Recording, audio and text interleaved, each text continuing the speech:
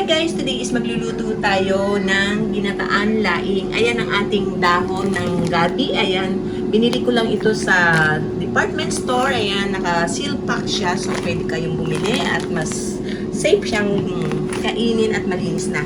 Ito ang ating mga kailangan. Ang ating luya, sibuyas, siling pansigang, and then lalagyan din natin ng siling labuyo para mas maanghang siya. And then bawang, lalagyan din natin ng bagoong. At of course, ang ating gata. Wala akong fresh gata, so ito lang mga nakapacket, package. Ayan. And then, lalagyan din natin ng hipon.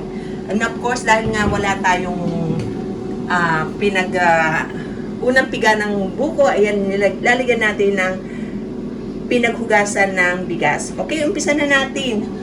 Mag-isa tayo ng sibuyas at bawang. Umpisa natin ang ating sibuyas, bawang, at sama na rin natin ang ating luya. Ayan, gisa-gisa lang. And then, ilagay natin ang ating bagoong.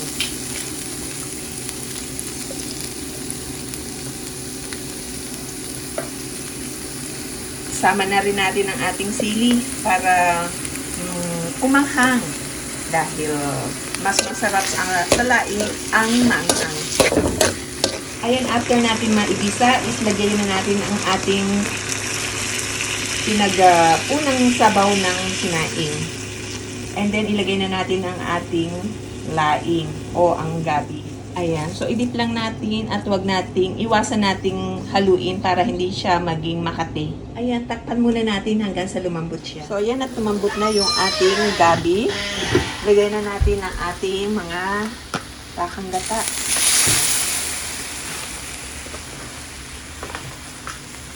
Ibuhos lang natin lahat. Ayan, ilagay na natin ang ating shrimp at ang ating sili. Hayaan lang natin maluto. Ayan, medyo kumukulo na siya, so atin ang haluin.